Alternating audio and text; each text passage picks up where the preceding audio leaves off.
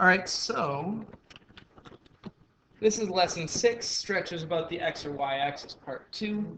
So basically what we'll have here is we'll do both these stretches. Again, this is what we discovered in lesson 5. We replaced y with 1 over y, stretch by a factor of a, or 1 over a does a stretch by a factor of a. In general, and again, personally I like this, but I think that the fact they did this is ridiculous. I would talk about it as y over a equals f at x over c, and then it's all the exact same. Stretch factor vertically, stretch factor horizontally, but nobody asked me, so let's go through that. But that's all notes, just read through it. If I want to write the equation of an image after this, so I want to stretch horizontally, which means I'm going to replace y with, replace x with x over 3/4, but that's the same as writing this as 4x over 3. The other way of looking at it is going, if this is 1 over b, then b is 4/3, and that's what we put in there. So this is going to be y equals 4/3 of x squared. Root x minus 3 after a horizontal stretch by a factor of 4. And a vertical stretch by a factor of 2.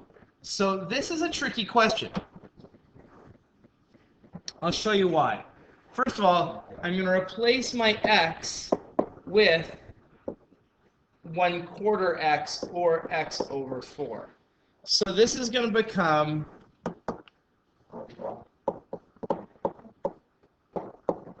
right there. Now, vertical stretch by a factor of 2. People are like, oh, it gets a 2, and you just put the 2 there. Unfortunately, that's 2 times f at x, and f at x is the whole thing.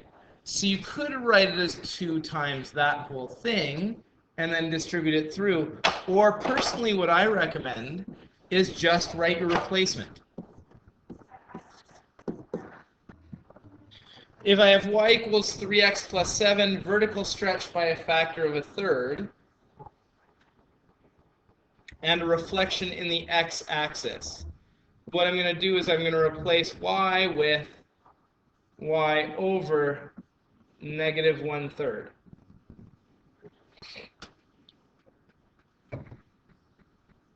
So this is going to be y, negative 1/3, 3x plus 7, or I could then multiply that through. I have to just make sure I distribute it through the entire brackets.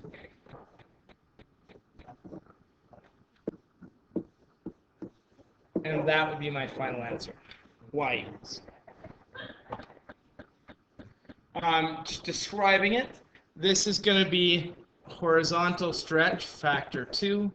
This is going to be, well, even if I don't know what the rest of this graph looks like, the x got replaced by 3x, horizontal stretch, factor 1/3.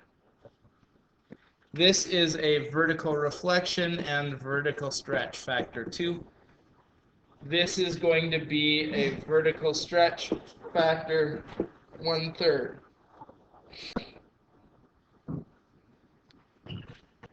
This is a vertical stretch, factor 2, and a horizontal stretch, factor 3. Here I'm going to have a horizontal reflection followed by a horizontal stretch, factor 1/2. Again, you've always got to remember to take that value and reciprocate it. Or again, the way I like to think about it is this would be x over 1/2. There I can just see my factor right away. So in this case, they've now given us graphs and said, okay, if the thick line is the first thing and the thin line is the second, what pieces make those work? So the thick line is the stretch. The thin line is the original. So this is going to be a 1/2 stretch from 6 to 3. So I'm going to replace y with y over a half. Or I can multiply both sides by a half to get to this.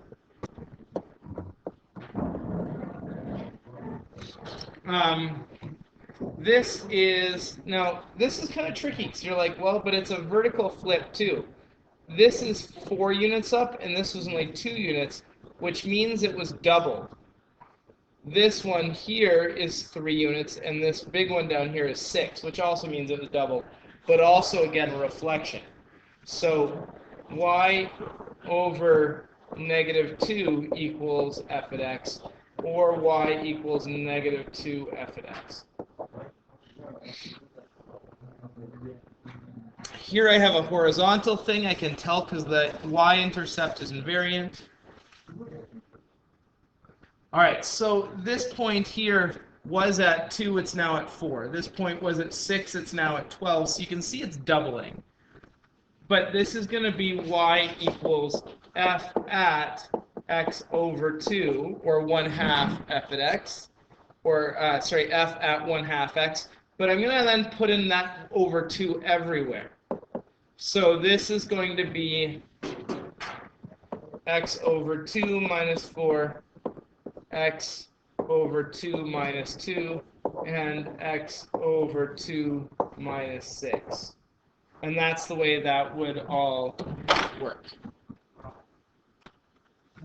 All right, so that's what that would look like. Again, I prefer, because I'm a mathematician, I can write it like that. That's way better than writing it out all the way like this. We're lazy. Okay, polynomial has the equation of that polynomial. Determine the zeros in the y-intercept. So initially, my x-intercepts are going to be at 4, -3, and -6, all comma 0, right? 4, 0, -3, 0, -6, 0, etc. And then the y-intercept will be, if you put in 0, 0, 0, 0, -4 times 3 is -12, so -72. So this would be 0, -72 if we wanted to work it all through. Now, this is going to be a vertical stretch. So everything else is going to be the same. X-intercepts, same. And my y-intercept is going to multiply by -3. Now, again, what I would prefer to do is do this. Y new over -3 equals p at x. And then I can go, okay, y old equals y new over -3. Y new equals -3 times y old. My old point is -72. So y new equals -3 times -72, which is going to be positive 226, I think. Let's actually try that. It's getting kind of late in the day. I'm dubious of my mental math. So -3 times -72, 216. See, it's a good thing I was dubious.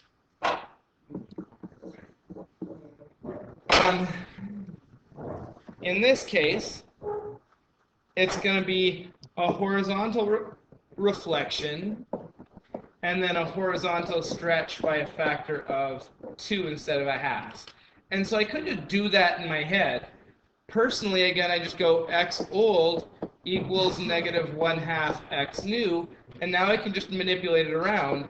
X new equals -2 x old. Then I can just put all my old values in. So -2 times 4 is -8. -2 times -3 is +6. -2 times -6 is +12. And then the y-intercept stays the same.